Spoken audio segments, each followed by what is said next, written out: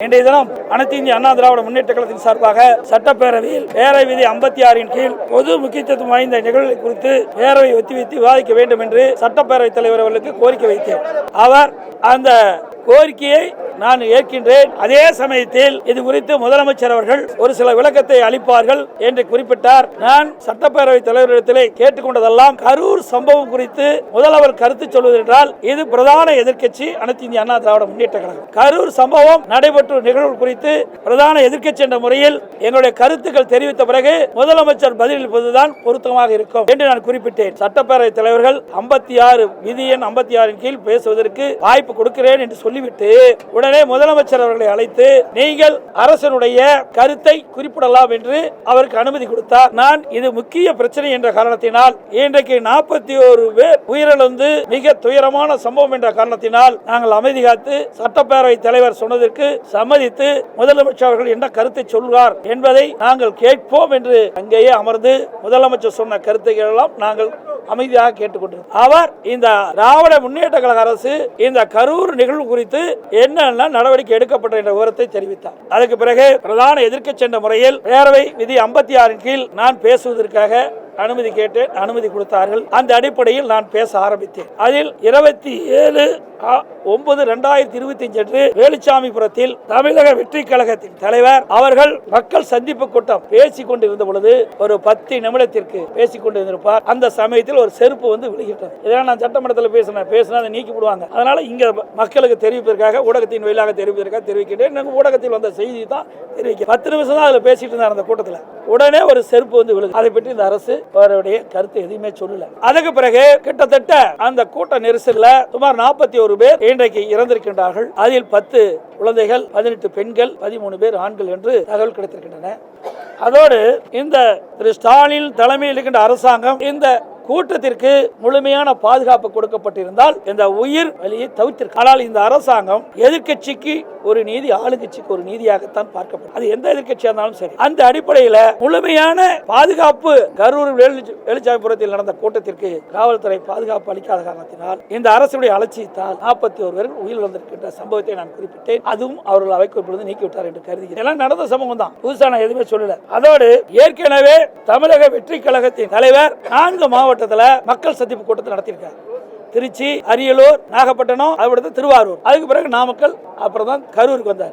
ஏற்கனவே 4 கூட்டத்தில் எவ்வளவு மக்கள் அந்த நிகழ்ச்சியில் பங்கு பெறுவார் என்று காவல்துறைக்கு தெரியும், உளவுத்துறைக்கு தெரியும், அரசுக்கும் தெரியும். அதற்கு ஏற்றவாறு இடத்தை ஒதுக்கி இருக்க வேண்டும். அவர் கேட்ட இடத்தை ஒதுக்கல. அதோடு எவ்வளவு மக்கள் வருகின்றார்களோ அதற்கு ஏற்றவாறு காவலர்கள் பாதுகாப்பு பணியில் ஈடுபட்டு இருந்தால் உயிர் சேதத்தை தடுத்திருக்கலாம். அதுவும் செய்ய அரசு தவறிவிட்டது. அதோட காவல்துறை அதிகாரிகள் ஒரு பேட்டியில் குறிப்பிட்ட பொழுது தமிழக வெற்றி கழகம் கரூரில் மக்கள் சந்திப்பு கூட்டத்தில் 500 காவலர்கள் பாதுகாப்பு பணியில் ஈடுபட்டு, அப்படி தொலைக்காட்சியில் நான் பார்த்தேன், ஊடகத்தில் பார்த்தேன். ஆனா அப்படி 500 பேர் அந்த மக்கள் சந்திப்பு கூட்டத்தில் காவலர் இருந்தால் என்றால் இல்லை என்பதுதான் தெளிவா தெரியுது. எல்லா ஊடக நபர்களும் நீங்க இருக்கிறீங்க, எங்களுக்கு எல்லாம் உங்களுடைய தொலைக்காட்சியில் பார்த்தா அந்த கருத்து சொல்றேன். எவ்வளவு பேர் அந்த ஸ்பாட்ல இருந்தாங்க? இந்த மக்கள் சந்திப்பு கூட்டத்தில் தமிழக வெற்றி கழக தலைவர் பேசுகின்ற பொழுது எவ்வளவு காவலர் அந்த இடத்துல இருந்தாங்க? வெளியில நிறுத்தலாம் கணக்கு போட்டு ஒரு அறிவிப்பை கொடுக்கிறாங்க. ஆனா பாதுகாப்புக்கு எவ்வளவு பேர் நிக்கவில்லை என்பது தெளிவா தெரியுது. அதோட இந்த ஏடிஜிபி பத்திரிகையாளர் சந்திக்கின்ற பொழுது 500 பேர் பாதுகாப்பு கொடுக்கப்பட்டார். இன்றைக்கு முதலமைச்சர் 660 பேர் பாதுகாப்பு பணியில் ஈடுபட்டதா சொல்றார். இதுலயே முரண்பட்ட கருத்து. இப்படிப்பட்ட சந்தேகம் வர காரணத்தினால தான் மக்களுக்கு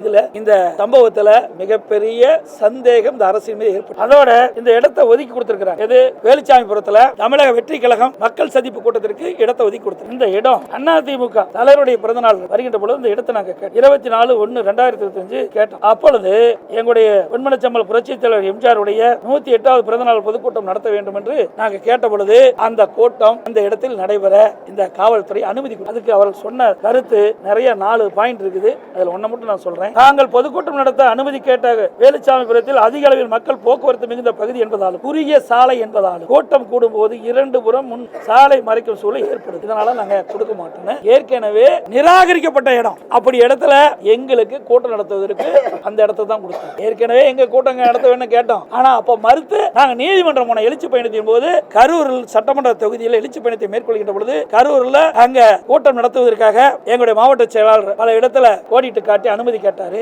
அனுமதி மறுக்கப்பட்டு நீதிமன்றத்துக்கு போனோம். நீதிமன்றம் ஒரு ஆணை பிறப்பிக்கப்பட்டது. அங்க இருக்கிற மாவட்ட காவல்துறை கண்காணிப்பாளர்கள் நீங்களே நேரடியாக தலையிட்டு அவர்களுக்கு தகுந்த இடத்தை ஒதுக்க வேண்டும் என்று அப்படி இருந்தும் அவர்கள் கொடுக்கப்படவில்லை. நான் தேதி குறிப்பிட்டு விட்டேன். எங்களுடைய எழுச்சி பயணம் தொடர்ந்து இருக்குது. அப்ப வேற வழி இல்லாம இந்த அவர்கள் நிராகரிக்கப்பட்ட இடத்தையே எங்களுக்கு கொடுத்தாங்க. சரி இருந்தாலும் பரவாயில்லை என்று நாங்கள் எடுத்து நடத்திய இதே இடத்தை தான் இன்றைக்கு தமிழக வெற்றி கழகத்திற்கு மக்கள் சந்திப்பு கூட்டத்திற்கு அவர்களுக்கு இதை கொடுத்திருக்கிறார். அவர்களே இப்படி நிராகரிக்கப்பட்ட இடத்தை எப்படி கொடுப்பது? ஏற்கனவே 4 மாவட்டத்தில் அவர் மக்கள் சந்திப்பு கூட்டம் நடத்திருக்கிறாங்க. எவ்வளவு மக்கள் கூடுவார் என்பது இந்த அரசுக்கும் தெரியும், காவல்துறை தெரியும். அப்படி இருந்தும் இதில் ஏதாவது ஒரு அசம்பாவம் ஏற்பட வேண்டும் என்ற திட்டமிட்டு உள்நோக்கத்தோடு தான் இந்த இடத்தை வேலுச்சாமிபுரத்தை கொடுத்திருக்காங்க என்றுதான் மக்கள் பேசுறாங்க. முழுமையா இதுதான் உண்மை என்று நாங்களும் கருதுறோம். அது மட்டும் இல்லை, ஏன்னா ஏற்கனவே முதலமைச்சர் அவர்கள் 30 விழா நடத்த 1 லட்சம் பேர் கலந்துக்கணும். ஏன் அந்த இடத்த கொடுத்துருக்கலாம்ல? அப்படி கொடுத்துட்டு இந்த அசம்பாவத்தை தடுத்துருக்கலாம்ல? ஆனா அதெல்லாம் கொடுக்கல. இப்படி ஏதாவது ஒரு சம்பவம் நடக்க வேண்டும் என்று இந்த அரசு திட்டமிட்டு தான் இந்த ஏற்கனவே அனைத்து இந்திய அண்ணா திராவிட முன்னேற்ற கழகம் கேட்ட இடத்தை கொடுக்காமல் அவர்கள் நிராகரிக்கப்பட்ட அந்த இடத்தை எங்களுக்கு ஒதுக்குனாங்க. அதே இடத்தை நிராகரிக்கப்பட்ட காவல்துறை நிராகரிக்கப்பட்ட அந்த இடத்தை தான் தமிழக வெற்றி கழகத்தை கொடுத்திருக்கிறாங்க. அப்படி கொடுத்து இப்படிப்பட்ட சம்பவம் இந்த அரசினால் தான் ஏற்பட்டது. காவல்துறை அலட்சியத்தால் காவல்துறை முழுமையாக பாதுகாப்பு கொடுக்காம இந்த சம்பவம் நடைபெறும் என்று திட்டமிட்டு தான் நடைபெற்றதா மக்கள் சந்தேகிக்கிறார்கள். அதோட இந்த 41 பேர் இறந்திருக்கிறாங்க. மயக்கமுட்ட உடனே ஆம்புலன்ஸ் வந்து அவரெல்லாம் மருத்துவமனையில் சேர்க்கப்பட்டாங்க. அன்று காலை வரை 39 பேர் இறந்துட்டாங்க. அடுத்த நாள் காலையில் 2 பேர் இறந்திருக்கிறாங்க. மொத்தம் 41 பேர். இதுல அவசரமா ஒரு நபர் கமிஷன் அவசரமா பதற்றத்தோட அங்க உடற்கூறு இறந்தவருடைய உடற்கூறு ஆய்வு செய்ய வேண்டும் ஒரு உத்தரவு பிறப்பிக்கப்பட்டு மாவட்ட ஆட்சி உத்தரவிக்கப்பட்டு இரவு 1:45 மணிக்கு அந்த பணி துவக்குறாங்க. அந்த கரூர் அரசு பொது மருத்துவமனையில் 2 டேபிள் தான். அதுக்கு மின் விளக்குகள் வேணும். அதுக்கு வேண்டியான வசதியெல்லாம் வேணும். அது 2 தான் இருக்குது. அப்படி 2 இருக்குதுன்னா இப்ப அமைச்சர் வந்து 3 இருக்குன்னு சொல்றாரு. சரி 3னே வச்சுக்கலாம் அவர் சொல்லபடி. அந்த 3 டேபிள்ல இன்றைக்கு கிட்டத்தட்ட 39 பேர் இறந்தது. எப்படி உடற்கூறு பிரேத பரிசோதனை செய்ய வேண்டும் என்றால் அந்த பிரேத பரிசோதனை செய்யக்கூடிய மருத்துவர் தான் செய்ய முடியும். வேற மருத்துவர் செய்ய முடியாது என்று மருத்துவர் சொல்றாங்க. அப்படி அந்த மருத்துவமனையில அவ்வளவு மருத்துவர் இல்ல. அப்படியே வெளியில இருந்து 22 பேர் வரவழைச்சாங்க. அப்படி வெளியில இருந்து 22 பேர் வளைச்சாலும் அங்க இருக்கின்றது முதல்ல இங்க அமைச்சர் சொன்னதை பார்த்தா 3 டேபிள் தான் இருக்கு சொல்றாங்க. 3 டேபிள்ல 1:45 மணியிலிருந்து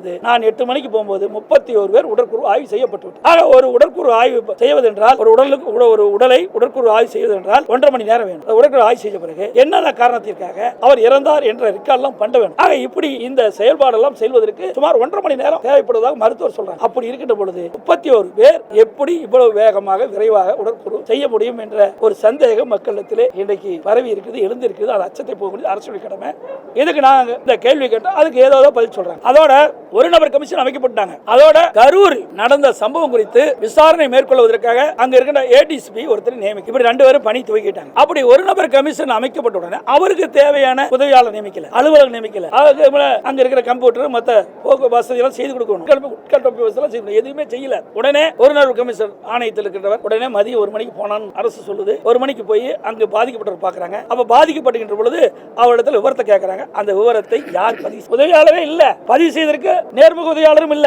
ஆக இதையெல்லாம் ஒரு டிராமாவாக ஒரு நாடகமாக இந்த அரசாங்கம் அரங்கிட்டு உண்மை சம்பவத்தை மறைப்பதற்காக இந்த அரசு எடுத்த நாடகம் தான் என்பது வெட்ட வெளிச்சமாக. அதோடு தலைமைச் செயலகத்தில் 3 துறை செயலாளர் பொறுப்பு டிஜிபி, சட்ட ஒழுங்கு ஏடிஜிபி, இவர்கள் ஒரு குழுவாக இருந்து பேட்டி கொடுக்கிறாங்க.